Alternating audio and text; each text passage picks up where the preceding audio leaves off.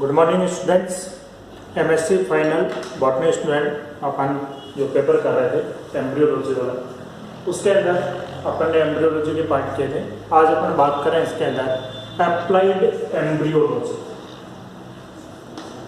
Applied embryology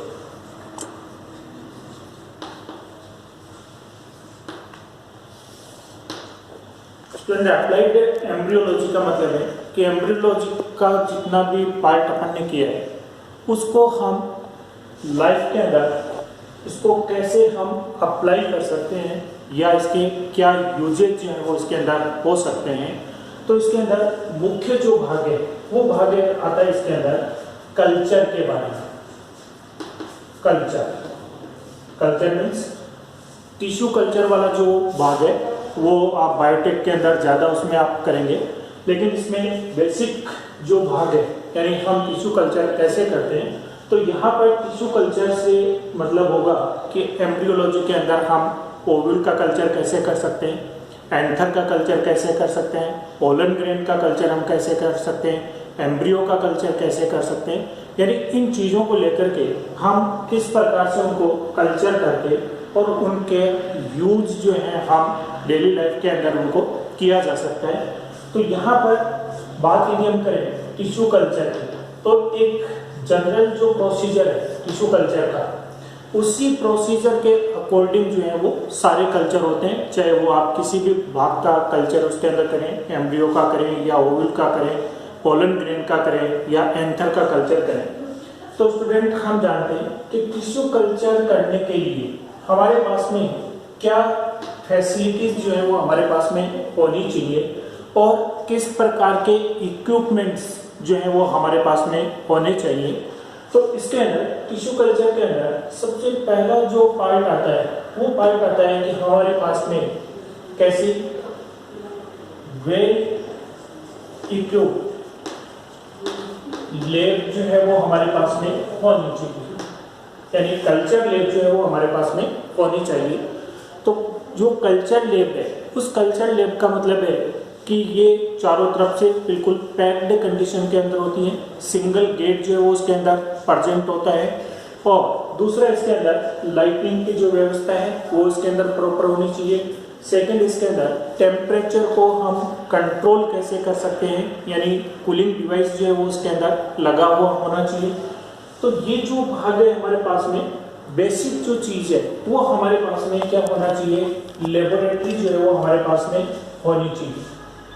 इसके साथ tissue culture के लिए जितने भी टाइप के ग्लासवेयर हैं वो ग्लासवेयर जो है वो हमारे पास में होने चाहिए। जितने भी ग्लासवेयर हम यूज में लेते हैं वो ग्लासवेयर हमारे पास में होने चाहिए। इसके साथ टिश्यू कल्चर के लिए जितने भी इक्विपमेंट्स की आवश्यकता होती है वो हमारे पास में अवेलेबल होने चाहिए। जैसे ऑटोक्लेव होना चाहिए, लेमिनार एयर फ्लो जो है वो हमारे पास में होना चाहिए, सेंट्रीफ्यूज हमारे पास में होना चाहिए। तो इस प्रकार से डिफरेंट टाइप के जो इक्विपमेंट्स टिश्यू कल्चर के अंदर यूटिलाइज होते हैं वो सारे के सारे हमारे पास में अवेलेबल होने चाहिए। अब इसके बाद में आता है कि हम टिश्यू कल्चर करते कैसे हैं। तो टिश्यू कल्चर जो भाग है इसका सीधा सा अर्थ है कि हम किसी भी प्लांट का एक छोटा सा पार्ट लेकर के, टिश्यू पार्ट लेकर के, और उस टिश्यू पार्ट से हम बहुत सारे क्या तैयार कर सकते हैं, प्लांटलेट्स तैयार कर सकते हैं, और उन प्लांटलेट्स को हम फील्ड में ले जाकर के उनसे प्लांट का जो फॉर्मेशन है वो किया जा सकता है। तो इस बात के अंदर हम क्या करेंगे, हमारे पास में सबसे पहली जो चीज़ है वो हम इनमें सिलेक्ट करते हैं एक्सप्लांट। एक्सप्लांट का मतलब होगा इसके अंदर किसी भी टिश्यू का जो हम कल्चर कर रहे हैं वो टिश्यू क्या करेगा, एक्सप्लांट जो है ये कहलाता है। अब किसी भी भाग को यदि हम ले रहे हैं तो इसके अंदर जैसे एम्ब्रियो लिया तो वो क्या हो गया, एक्सप्लांट हो गया। पोलन ग्रेन्स यदि हमने लिए तो वो एक्सप्लांट हो गया। एंथर यदि हमने यूटिलाइज किया तो वो क्या हो गया, एक्सप्लांट हो गया। तो इसमें एक्सप्लांट जो है वो इसके अंदर हम कहाँ से सिलेक्ट करते हैं, फील्ड से इसको सिलेक्ट किया जाता है। और फील्ड से इसको सिलेक्ट करने का कारण क्या होगा कि फील्ड के अंदर जो प्लांट्स हैं वो नेचुरली वहाँ पर ग्रोथ कर रहे हैं और वहाँ से हमें ऐसे प्लांट का सिलेक्शन करना है जो हमें मॉर्फोलॉजिकली किस प्रकार का नजर आता है, एक गुड क्वालिटी का प्लांट के रूप में जो है वो हमें नजर आता है। मीन्स यहाँ पर फील्ड के अंदर क्योंकि वो नेचर में ग्रोथ कर रहा है तो नेचर में ग्रोथ करने के साथ साथ अगर उसके अंदर अच्छे फीचर्स यदि हमें नजर आ रहे हैं, इट मीन्स वो प्लांट जेनेटिकली जो है साउंड प्रकार का है। मीन्स उसके अंदर वो सारे जीन्स प्रेजेंट हैं जो उस प्लांट को वहां पर सरवाइव करने के लिए क्या है, एसेंशियल है, उसके लिए आवश्यक है। तो यहाँ पर एक्सप्लांट का सिलेक्शन हम कहाँ से करेंगे, फील्ड में से एक्सप्लांट का सिलेक्शन जो है हम इसके अंदर करते हैं। अब सेकंड जो पॉइंट है वो है कि जो एक्सप्लांट हमने लिया है उस प्लांट एक्सप्लांट को हम क्या करेंगे, उसका सरफेस स्टरलाइजेशन किया जाता है। यानी एक्सप्लांट हमने ले लिया और उसके बाद में उसका हमने क्या किया, सरफेस स्टरलाइज इसको हम करेंगे, इसका सरफेस स्टरलाइजेशन किया जाता है। सरफेस स्टरलाइजेशन का मतलब है कि यहाँ पर जो भी टिश्यू हमने लिया है या जो भी एक्सप्लांट हमने लिया है उसको हम क्या करेंगे, एल्कोहल से उसको वॉश करते हैं ताकि उस भाग के ऊपर यानी जो एक्सप्लांट है उसके ऊपर किसी भी प्रकार के माइक्रोब्स जो हैं वो उसके ऊपर प्रेजेंट नहीं होने चाहिए। यानी उसको हमें क्या करना है, स्टरलाइज करना है एल्कोहल के द्वारा और उसके बाद में हम उसको डिस्टिल वाटर के द्वारा उसको हम वॉश कर लेते हैं। यानी यहाँ पर जो वाटर हम काम में लेंगे वो डिस्टिल वाटर या डबल डिस्टिल्ड वाटर हम यहाँ पर क्या करेंगे, यूटिलाइज करेंगे। अब यहाँ पर हमने सबसे पहला काम किया, एक्सप्लांट जो है वो हमने यहाँ पर ले लिया। अब सेकेंड इसके अंदर हम क्या करते हैं कि हमारे पास में जितने भी ग्लासवेयर हम यूटिलाइज कर रहे हैं, चाहे वो टेस्ट ट्यूब के रूप में है, चाहे वो कॉनिकल फ्लास्क हैं, चाहे वो पेट्री प्लेट्स हैं, चाहे वो वॉच ग्लास हैं, यानी जितने भी ग्लासवेयर हमारे पास में हैं उन सभी ग्लासवेयर को भी हम क्या करते हैं, यहाँ पर स्टरलाइज करते हैं, इनको भी स्टरलाइज करेंगे। तो इनका जो स्टरलाइजेशन है ग्लासवेयर का वो हम ओवन के अंदर एक निश्चित टेम्परेचर के ऊपर उनको रखते हैं ताकि उनमें किसी भी प्रकार के माइक्रोब्स जो है वो उनके अंदर प्रेजेंट नहीं रहेंगे। ये काम हमने कर लिया। इसके बाद में हम यहाँ पर क्या लेते हैं, कल्चर मीडियम। कल्चर मीडिया हम यहाँ पर यूटिलाइज करेंगे। तो स्टूडेंट्स जो कल्चर मीडिया है ये मार्केट के अंदर बने हुए हमें मिलते हैं, डिफरेंट टाइप के कल्चर मीडियम जो आते हैं। तो कल्चर मीडियम के अंदर वो सारे के सारे न्यूट्रिएंट्स प्रेजेंट होते हैं जो किसी सेल के डेवलपमेंट के लिए या किसी सेल के ग्रोथ के लिए और उसके डिवीजन के लिए आवश्यक होते हैं। वो सारे के सारे न्यूट्रिएंट्स जो हैं वो किसके अंदर प्रेजेंट होते हैं, इस मीडियम के अंदर प्रेजेंट होते हैं। चाहे वो ऑर्गेनिक प्रकार के हैं, चाहे वो इनऑर्गेनिक प्रकार के हैं, चाहे वो उनके अंदर हार्मोन्स के रूप में हैं, तो वो सारे जो है वो इसके अंदर प्रेजेंट होते हैं जो मार्केट के अंदर हमें बने बनाए मिलते हैं। इसमें खास करके मुख्य रूप से जो यूटिलाइज किया जाता है वो है MS मोरासेट एंड स्कुग का कल्चर मीडियम आता है। इसके अलावा निस्का भी आता है, नागाटा एंड टेबेको का भी आता है। तो डिफरेंट प्रकार के आते हैं लेकिन मुख्य रूप से जो यूटिलाइज होता है वो है MS कल्चर मीडियम जो इसके अंदर काम में लेते हैं। अब ये जो कल्चर मीडियम हमने काम में ले रहे हैं इसको लेकर के हमें इसको क्या करना है, डिस्टिल वाटर के अंदर हम इसको डिसोल्व करके और इसको लिक्विड फॉर्म के अंदर क्या कर लेते हैं, कन्वर्ट कर लेते हैं। अब ये जो लिक्विड मीडियम हमारे पास में है इस लिक्विड मीडियम को हम सॉलिड या सेमी सॉलिड कंडीशन के अंदर हम इसको क्या करेंगे, कन्वर्ट करते हैं। तो इसको सॉलिड या सेमी सॉलिड कंडीशन के अंदर कन्वर्ट करने के लिए हम इसमें क्या मिलाएंगे, आगार 0.8% आगार जो है वो इसके अंदर हम मिक्स करते हैं। और इसको मिक्स करके हम क्या कर लेते हैं, इसको सॉलिड या सेमी सॉलिड कंडीशन के अंदर हम इनको कन्वर्ट कर लेते हैं। अब यहाँ पर जो कल्चर मीडियम है, उस कल्चर मीडिया को परफेक्शन देने के लिए इसके अंदर हम और क्या ऐड कर सकते हैं, इसमें कोकोनट मिल्क जो है वो इसके अंदर ऐड किया जाता है। इसमें क्या कर रहे हैं, कोकोनट मिल्क जो है वो इसके अंदर हम डाल दें। तो स्टूडेंट कोकोनट मिल्क जो है वो वास्तव में है क्या, ये एक प्रकार से लिक्विड एंडोस्पर्म है। तो लिक्विड एंडोस्पर्म जो है ये हम जानते हैं कि एंडोस्पर्म का जो मुख्य फंक्शन होता है, वो मुख्य फंक्शन किसी भी डेवलपिंग एम्ब्रियो को न्यूट्रिशन देने का काम करता है।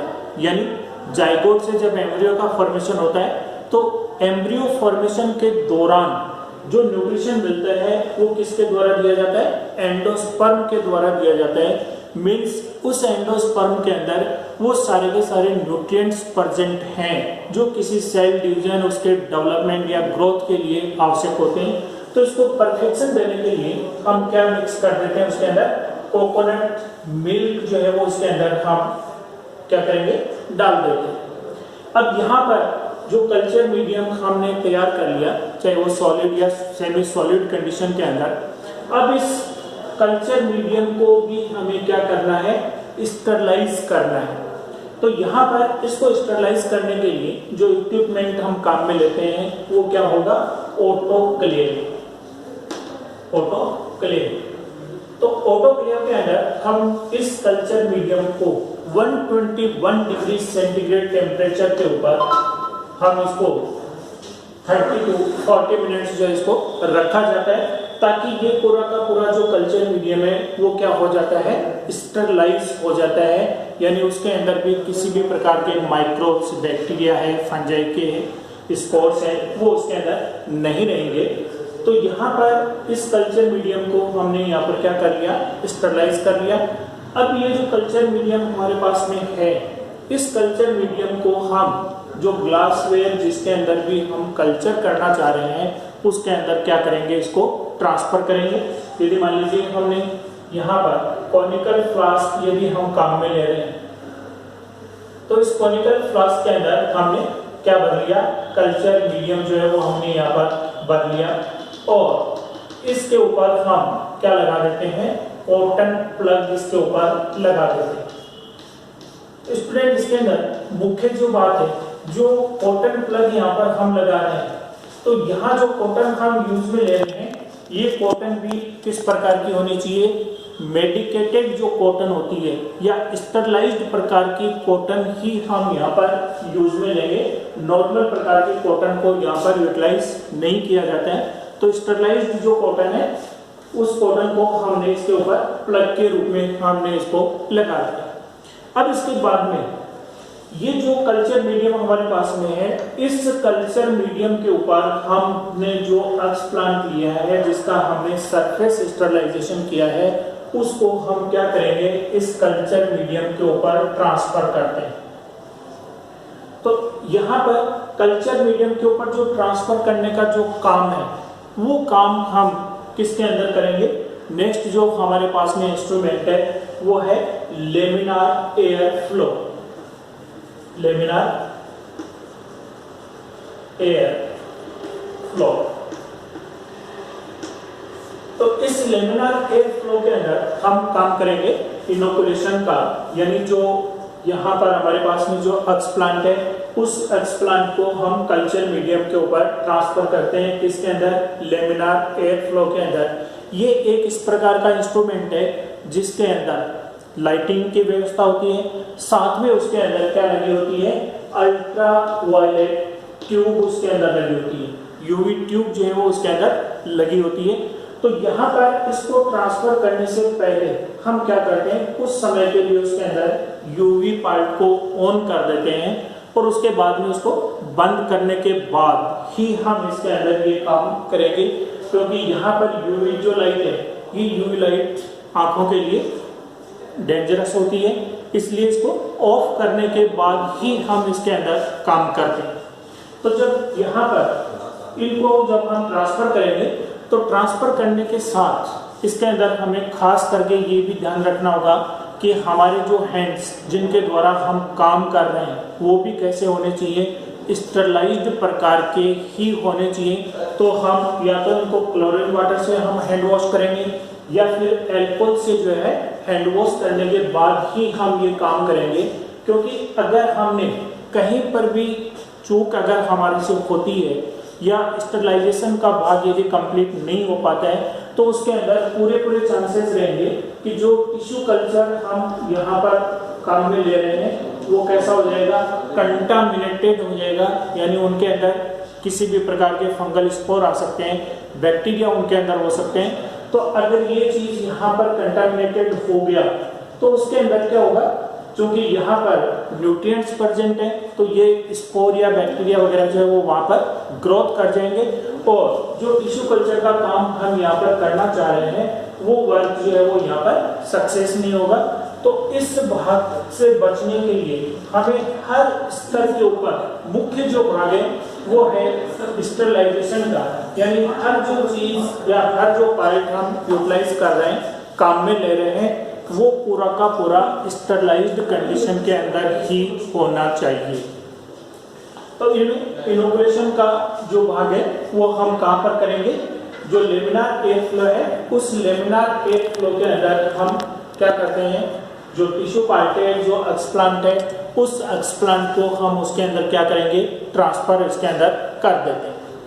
अब जब इस बात के अंदर ट्रांसफर कर दिया, करने के बाद में ये जो ग्लासवेयर हैं जिनको हम यूज में ले रहे हैं, इनको हम रोटेटरी शेकर, जो नेक्स्ट हमारे पास इंस्ट्रूमेंट है रोटेटरी शेकर, उसके ऊपर हम इसको रख देते हैं। ये एक टेबल नुमा भाग है जिसके ऊपर रबर के जो है भाग लगे होते हैं और उनके बीच के अंदर हम इसको रखते हैं और उसको हम स्लो क्या करते हैं, शेक जो है वो उसके अंदर होता रहता है। उसका रीज़न क्या होगा कि जो कल्चर टिश्यू का जो कल्चर मीडियम हमने लिया है उसकी होमोजाइगोसिटी बनी रहेगी, यानी यहाँ पर जो हैवी पार्टिकल्स हैं वो नीचे डिपॉजिट नहीं होंगे। ये पूरा का पूरा जो भाग है वो उसके अंदर धीरे धीरे शेक होता रहेगा ताकि उसकी जो पूरी कंडीशन है वो एक जैसी जो है वो उसके अंदर बनी रहेगी। अब इसके अंदर जो एक्सप्लांट हमने यहाँ पर लिया है उसको जब हमने ट्रांसफर कर दिया तो इस एक्सप्लांट के अंदर जो भी सेल्स हैं, ये सेल्स इनके अंदर धीरे धीरे डिवाइड होना स्टार्ट होती हैं और इनके द्वारा अब यहाँ पर क्या बन जाता है, ग्रुप ऑफ सेल्स बनता है जिसको हम बोलते हैं कैलस या ये काइमेरा कहलाता है, यानी विचित्रोत्तक, विचित्र प्रकार का उत्तक है। मीन्स यहाँ पर डिफरेंट टाइप की जो सेल्स हैं वो इसके अंदर क्या होती हैं, प्रेजेंट होती है। अब इस कैलस भाग के अंदर हम क्या कर सकते हैं, सब कल्चर भी कर सकते हैं, यानी जो कैलस है उस कैलस को हम नाइफ के द्वारा उसको क्या कर देते हैं, टुकड़ों के अंदर हम उसको डिवाइड कर देते हैं और इस भाग के अंदर जो टिश्यूज या जो सेल्स हमें नजर आ रही हैं जो ब्राउन कलर की हो गई, इट मीन्स वो सेल्स मेच्योर हो गई हैं, उनमें फर्दर डिवीजन नहीं होगा। तो जो सेल्स हमें येलोइश कलर की नजर आती है उन सेल्स को या उस टिश्यू पार्ट को हम यहाँ पर क्या करेंगे, सिलेक्ट करेंगे और सिलेक्ट करके दोबारा जो है उनको हम कहाँ पर डालेंगे, कल्चर मीडियम के ऊपर हम इनको ट्रांसफर कर देते हैं। अब ये जो कैलस बना है ये कैलस किसका बनेगा, जो एक्सप्लांट हम यहाँ पर यूज में ले रहे हैं, चाहे वो इसके अंदर एम्ब्रियो का ले रहे हैं, चाहे हम एंथर का ले रहे हैं, चाहे हम पोलन ग्रेन्स का ले रहे हैं, तो यहाँ पर उनका क्या बन जाता है, कैलस जो है वो इसके अंदर बन जाता है और धीरे धीरे इस कैलस भाग के ऊपर छोटे छोटे क्या बन जाते हैं, प्लांटलेट्स जो है वो इसके अंदर डेवलप हो जाते हैं। तो ये जो प्लांटलेट्स इनके अंदर बन रहे हैं तो इसके साथ हम जो कल्चर मीडियम है उस कल्चर मीडियम के अंदर हम ग्रोथ हार्मोन्स जो है वो उसके अंदर ऐड कर देते हैं, जिबरलिन है और ऑक्सिन है या साइटोकाइनिन है, वो ग्रोथ हार्मोन्स भी हम इनके अंदर क्या करेंगे, ऐड करेंगे। तो हमारे पास में क्या बन जाते हैं, छोटे छोटे प्लांटलेट्स बन जाते हैं और इनका एक्लिमेटाइजेशन करने के लिए इन प्लांटलेट्स को पहले हम ट्रांसफ़र करते हैं पॉट के अंदर, जिनको लैब के अंदर रखेंगे, और उसके बाद उन पोटेड जो प्लांट्स हैं उनको फिर हम क्या करते हैं, फील्ड के अंदर इनको ट्रांसफ़र कर देते हैं। तो यहाँ पर जो प्लांटलेट्स हमारे पास में बन रहे हैं, तो ये डिपेंड करेगा कि जो एक्सप्लांट हम ले रहे हैं वो हैप्लॉइड है या डिप्लॉइड प्रकार का। यदि हैप्लॉइड ले रहे हैं तो हैप्लॉइड प्रकार के प्लांट्स हमारे पास में बनेंगे। डिप्लॉइड कंडीशन वाले ले रहे हैं तो डिप्लॉइड प्लांट्स जो है वो हमारे पास में तैयार होते हैं। अगर यहाँ पर जो कैरस बाग है वो हमारा हैप्लॉइड प्रकार का बन रहा है तो इन हैप्लॉइड्स को हम डिप्लॉइड के अंदर भी कन्वर्ट कर सकते हैं, मीन्स इनका हम डिप्लोडाइजेशन कर सकते हैं। तो डिप्लोडाइजेशन करने के लिए हम यहाँ पर क्या काम में लेते हैं, इसको कोल्चिसिन का ट्रीटमेंट दिया जाता है। कोल्चिसिन का ट्रीटमेंट देते हैं। कोल्चिसिन जो केमिकल है ये क्या करता है, एंडोमाइटोसिस को इंड्यूस करता है, एंडोमाइटोसिस को प्रेरित करता है, और उस एंडोमाइटोसिस की वजह से जो हैप्लॉइड कंडीशन हमारे पास में थी वो हैप्लॉइड कंडीशन जो है क्या हो जाती है, डिप्लॉइड के अंदर कन्वर्ट हो जाती है, और फिर हमारे पास में डिप्लॉइड प्रकार के प्लांटलेट्स जो है वो तैयार हो जाते हैं। तो इस प्रकार से यहाँ पर हम कोई भी एक्सप्लांट यहाँ पर हम यूटिलाइज कर सकते हैं। तो ये एक नॉर्मल मेथड है टिश्यू कल्चर का, जिसके द्वारा हम क्या कर सकते हैं, एक छोटे से टिश्यू पार्ट के द्वारा बहुत ज़्यादा संख्या के अंदर हम प्लांटलेट्स या प्लांट्स जो है वो उसके अंदर हम तैयार कर सकते हैं। इनका क्या यूज़ होता है वो अपन नेक्स्ट वीडियो के अंदर करेंगे। Thanks student, thank you.